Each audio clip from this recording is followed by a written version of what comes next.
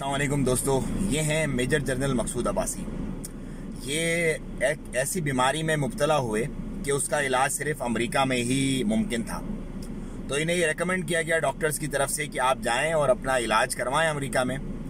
तो इन्होंने ये कहकर इनकार कर दिया कि मैं एक पाक फौज की आला पोजीशन पर रहा हूं और मेरे सीने में बहुत सारे राज हैं।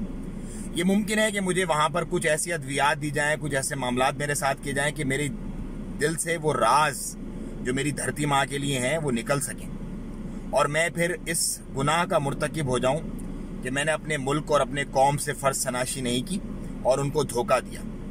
ये एक बहुत बड़ी मिसाल है उन तमाम लुटेरे और चोर सियासतदानों के लिए जो पाकिस्तान से पैसा लूटते हैं और फिर लंदन में और अमेरिका में जाके उसी पाकिस्तान के खिलाफ साजिशें बुनते हैं। मेजर जनरल मकसूद अब्बासी, आप हीरो हैं पाकिस्तान के भी और पाकिस्तानी कौम के भी, क्योंकि पाकिस्तान जो अभी तक कायम है ना, वो आप ही जैसे लोगों की वफादारियों की वजह से कायम है।